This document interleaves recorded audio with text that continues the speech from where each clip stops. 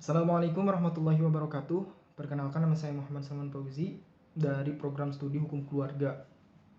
Nah, di sini saya akan sedikit mengulas materi mengenai pemikiran tokoh ulama terhadap hukum Islam.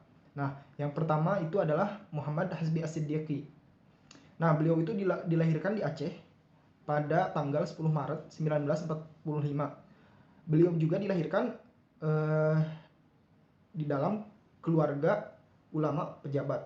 Nah, ketika beliau remaja, beliau sudah dikenal oleh masyarakat karena beliau tersebut sudah terjun berdakwah dan berdebat dalam masyarakat. Nah, pola pemikiran Hasbi As-Siddiqi ini terhadap sumber-sumber hukum Islam, yang pertama itu Al-Quran. Nah, Hasbi As-Siddiqi membolehkan penerjemah Al-Quran atau membolehkan menerjemahkan Al-Quran ke dalam bahasa atau aksara selain Arab. Terus mengenai hadis, beliau berpendapat bahwasanya dalam menentukan suatu hukum itu tidak boleh hadis tersebut itu dhaif sebagai dalil hukum. Nah, terus yang terakhir adalah mengenai urf.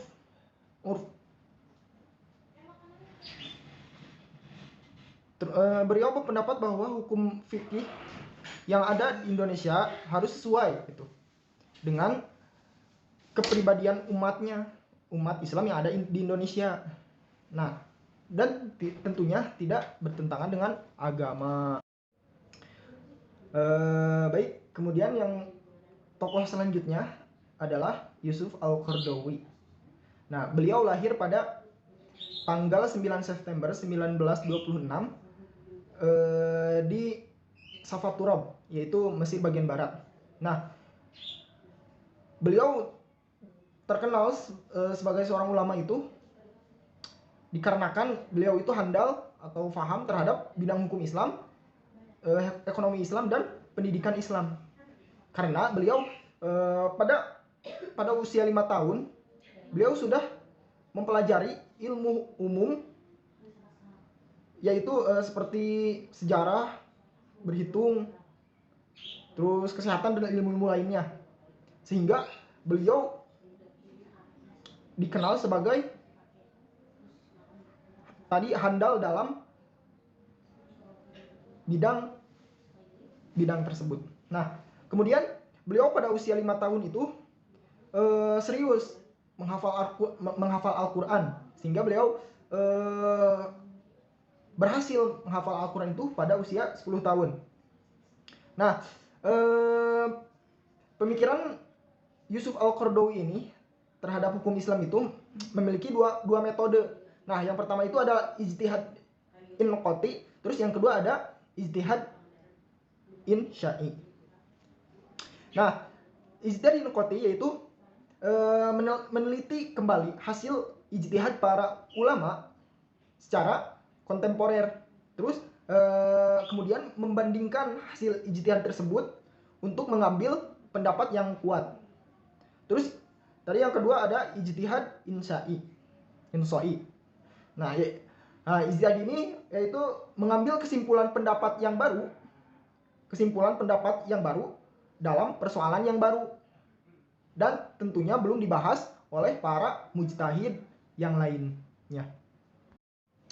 Nah, kemudian tokoh yang ketiga ini adalah Hazarin. Nah, beliau merupakan salah satu tokoh ahli hukum Islam dan hukum adat pertama yang ada di Indonesia. Nah, beliau lahir di Bukit Tinggi pada tanggal 28 November 1961. Terus pola pemikiran Hazarin terhadap hukum Islam itu, beliau mengatakan bahwasanya bangsa Indonesia itu akan merasa senang jika hukum yang ditetapkan oleh masyarakat tersebut adalah sesuai dengan syariat agama. Nah, jadi tidak boleh bertentangan. Terus beliau juga menganjurkan kepada umat Islam yang ada di Indonesia agar berijtihad, terus mencari dan mempelajari hukum Islam secara langsung dari sumber atau ahlinya.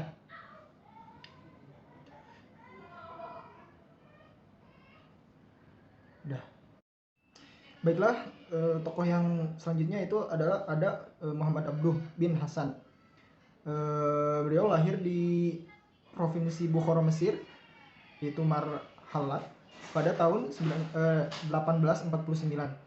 Nah, sejak remaja juga beliau banyak menekuni belajar membaca dan menulis, sehingga pada usia 12 tahun beliau sudah menghafal 30 juz yang dibimbing oleh ayahnya. Terus pemikiran Muhammad Abduh ketika ia belajar di salah satu perguruan tinggi perguruan yang ada di Mesir, ia belajar bahasa Arab, nahwu dan sorof. Nah, dalam bidang hukum Islam, dalam bidang hukum, beliau berpendapat bahwasanya ada 3 prinsip utama penting dalam pemikirannya itu. Yang pertama itu Al-Quran itu sebagai sumber syariat, yang mana sumber syariat itu ada 2 macam, yaitu ada qat'i sama zonni, pasti atau tidak pasti.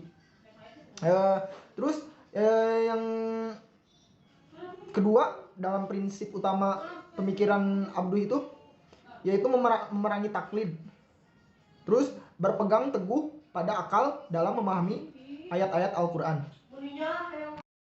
Nah, kemudian tokoh yang selanjutnya ada Al-Yafi. Nah, Al-Yafi ini lahir di Donggala, Sulawesi Tengah pada tahun 1933. Nah, di usianya yang 7 tahun itu, Al-Yafi mulai meneliti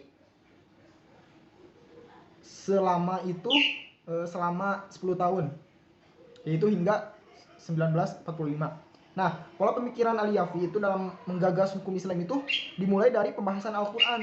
Nah, karena menurutnya itu Al-Quran itu merupakan fungsi sebagai pengenalan Allah sekaligus menyampaikan isi-isi yang ada di dalamnya. Terus salah satu penerapan Al-Yafi yaitu dalam bidang fikih, yaitu beliau menerapkan konsep hak asasi manusia, yang menurutnya bahwa konsep ini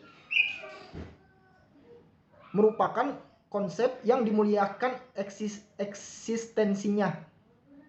Nah, maksudnya manusia itu dilindungi oleh hukum. Nah, tentunya agar manusia itu tidak hidup semena-mena dalam melakukan hal-hal yang merugikan orang lain.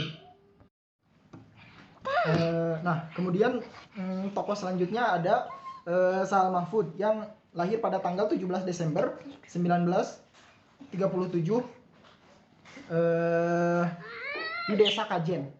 Nah, sejak kecil beliau memulai pendidikannya dengan diajarkan langsung oleh ayahnya sendiri.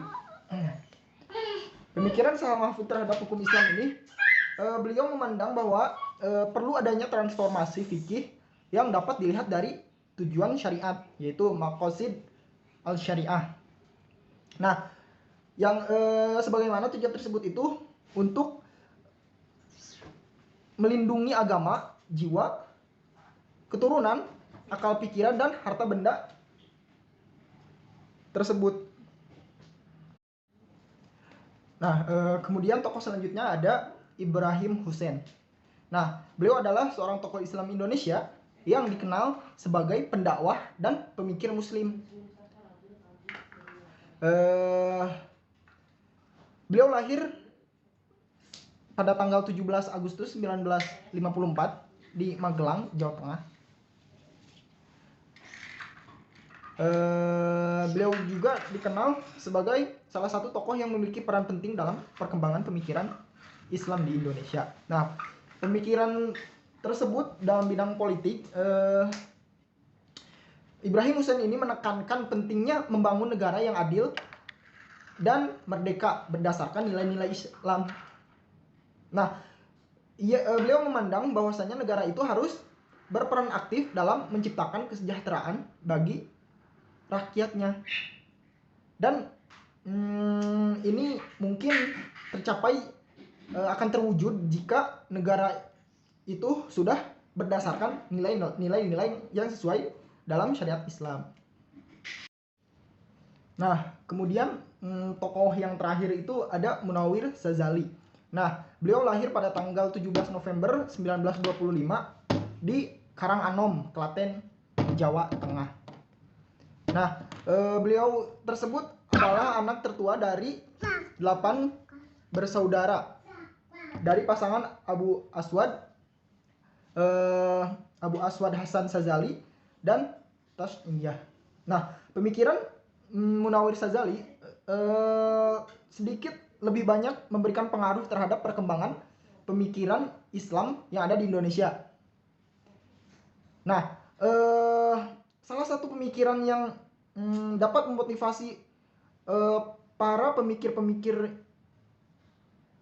Muslim yang ada di Indonesia itu, yaitu beliau memikirkan politik